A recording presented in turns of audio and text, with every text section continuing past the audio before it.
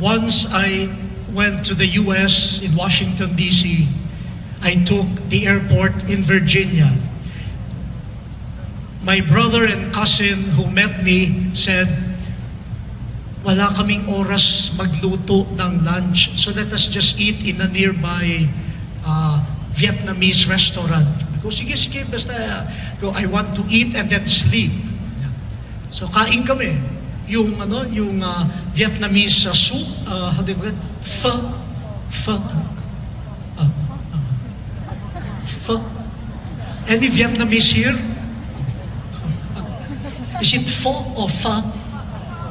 Pho. Fa, sol, la, ti, do. So, wow, and I was, ang sarap talaga. Naglalaway ako. And then, when we were about to end, we were deciding whether to have coffee or dessert. A Vietnamese woman came to our table. She introduced herself. Sabi niya, I am the owner of the restaurant.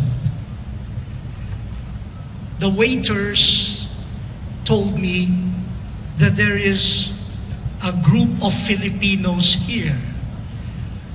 Sabi niya, kasi I have instructed my employees, whenever there are Filipinos who come, call me. And I said, oh yes, we're from the Philippines.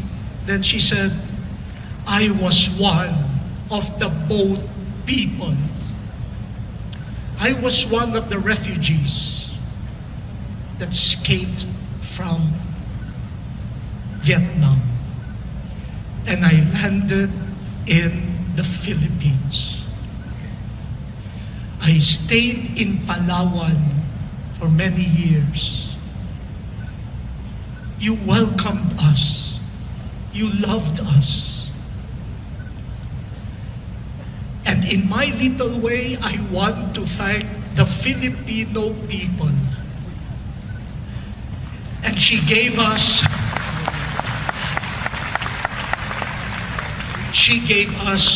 free dessert.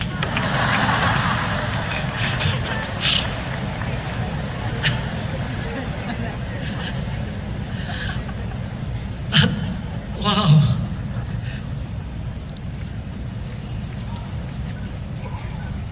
And she was a Christian, a Catholic. She saw my shirt, said, are you a priest? I said, yes. Said, I am a Catholic. And said, I was so blessed to have landed in the Philippines. My faith was nurtured.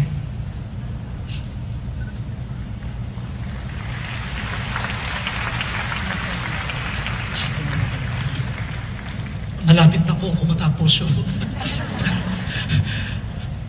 But wow, you enter the wounds of the people.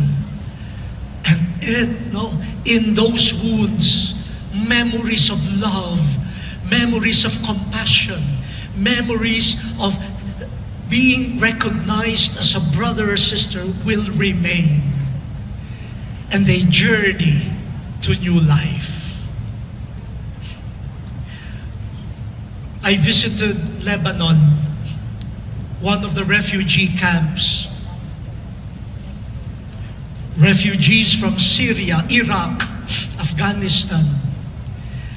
Then I had a session with the Caritas workers, volunteers, and I saw how tired they were. Naaawa rin ako doon sa mga volunteers kasi they see daily disaster. Parang every day is bleak, every day is dark. So in our session, I told them to also look for signs of hope. Hagop, wag lang kayong magkwento ng mga problema. Let us exchange stories of hope. Yes, in the open wounds of Christ, you will find life. Tell us stories of how you found life as you entered the wounds of our brothers and sisters. And there was a fine Lebanese woman, her name, Joan d'Arc, Joan of Arc. She volunteered. She said, I have a story to tell. May kwento ako. Sabi niya, ang specialization, the specialization of Jeanne d'Arc is caring for illegal migrants. Those who are arrested and put into detention cells. And she has taken care of many Filipinos in Beirut. And she told us the story. One day, she was invited by Caritas Syria to train some people in the ministry, pastoral care of illegal migrants. So she volunteered. She went. She slept in the house of some sisters, religious sisters, and every day she would take a taxi. Yung katulad nung kwento kanina ni ano pangalan niya? Ni Eric ba? Or Ernie. Ernie. Talagang magta-taxi ka. Taxi. So one day, she took a taxi, reached the place of the seminar. She asked the taxi driver, "Magkano? How much I pay?" And the driver said, "No." And she said, "No, I have money. May pera ako. I can pay you." And the driver said, No, you don't have to pay." She panicked. Nako, what payment will this man ask for? So sabi niya, she was already almost screaming. "No, I have money. Accept my payment. Tell me, how much?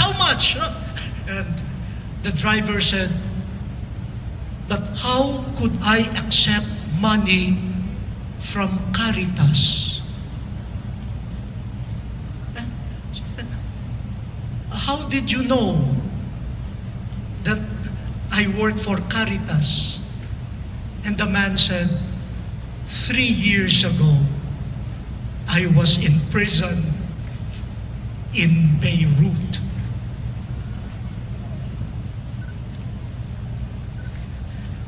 One day, I was sick. I asked for medicine. Nobody wanted to give me. You passed by. You heard me. And you gave me medicine. I was able to sleep that night. But I have not thanked you.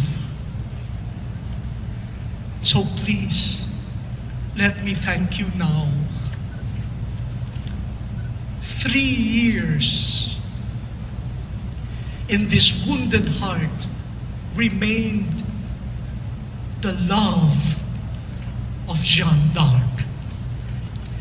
The face of Jeanne d'Arc has been engraved in his wound. And look at how good God is. At an unexpected moment, their paths cross. A deep communion sealed in locked prisons, but open wounds where love is around to end.